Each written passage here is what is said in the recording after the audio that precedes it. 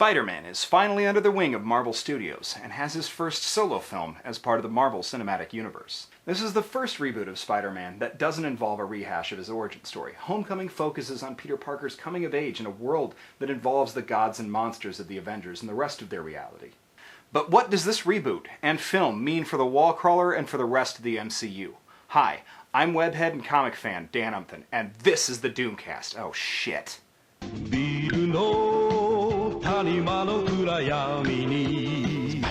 Spider-Man Homecoming takes place in modern Queens, and Midtown Tech's student body reflects that. Latino Flash Thompson, Zendaya plays Michelle, MJ, Mary Jane, and Liz Toombs is the primary love interest. Ned, a hefty young man of Southeast Asian descent and best friend to Peter, is reminiscent of Miles Morales' best friend, Ganke Lee. In many ways, the film feels like a fusion of the two characters of Peter and Miles, albeit without Miles Morales. Can I try the suit on? Badass. That's problematic in and of itself, and worthy of its own episode perhaps, but let me just say this. The MCU must introduce Miles Morales sooner rather than later, as Spider-Man as well. They probably will, and here's why. Donald Glover, who is in fact the inspiration for Bendis' creation of Miles Morales in the first place, is in the film, but as a criminal named Aaron Davis. In the Marvel Ultimate Universe, Aaron Davis is the Prowler, who is an anti-hero and thief, but also, notably, the uncle to Miles Morales, who becomes Spider-Man after the Ultimate Universe Peter Parker dies. That is a massive Easter egg right there. But they're all over in this film. One Hood working for Michael Keaton's impeccable Vulture is a man named Matt Gargan, who later becomes the Scorpion in the main Marvel Universe. Further, Jackson Bryce is listed in the credits as the Shocker, and in a shocking shocker is one of two Shockers actually shocked in the film, replaced with Shocker number 2 in the shortest elapsed portrayal of a supervillain I've ever seen. But other, less obvious Easter eggs also exist. Flash Thompson is a jerk, but also possibly destined to be the MCU's Venom. And that silver-haired girl in maybe 3 to 4 different scenes, is that Felicia Hardy? The mention of damage control as an institution in the MCU also introduces other new possible characters, but two of the best and funniest characters in this film by far are the comic duo of Captain America, played again by Chris Evans, and the Coach, played by Hannibal Buress. They intentionally made this film an homage to 80s coming-of-age comedies, even interspersing footage from Ferris Bueller's Day Off at one point. But as lighthearted as this film is, it's got some major surprises in it. The Vulture is revealed as Liz's dad. That's a huge twist, and one that I admit I really didn't see coming. Another surprise is that the villain doesn't die in this film. This is clearly a film that they're establishing as a foundation for the future of Spider-Man in the MCU, and that's going to include, apparently, a very large rogues gallery.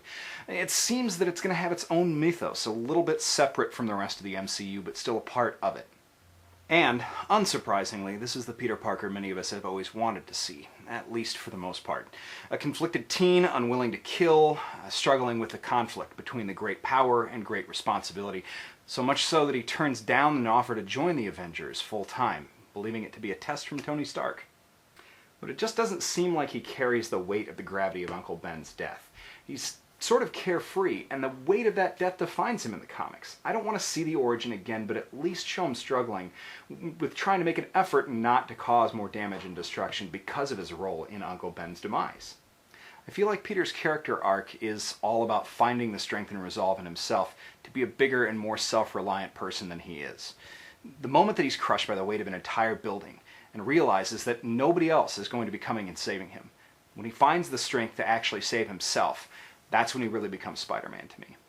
While I don't think this is the best Spider-Man movie ever, and yes, I don't think it is, it's maybe a very good start for the MCU. It's not a bad Spider-Man film, but it's a distinctly MCU Spider-Man film. There's a ton to love in this film, and there's nothing to really hate.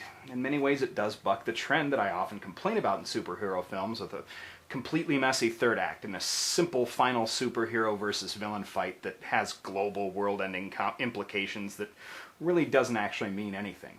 So here's the thing that I like. If Spider-Man hadn't stopped the Vulture, he could have gone about his life.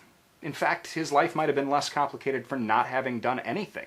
And that, not facing down a world-ending threat with the power of a god, is what makes him very much more a hero in a lot of ways, doing the right thing because it's right, because he can. Again, I hated the theme song, which seems to be a trend this year somehow, but the string version of the Spider-Man theme song wasn't so terrible. although I felt like Spoon's Underdog and Blitzkrieg Bop were more in place in this film than any other theme, really. Overall, it's a pretty good film with exciting implications for the MCU. It's not as lauded critically for the things that it gets right, or foregrounded for the things that it gets wrong as it probably should be, but nonetheless, it's a pretty good addition. Thanks everybody, this has been the Doomcast. We'll see you next week.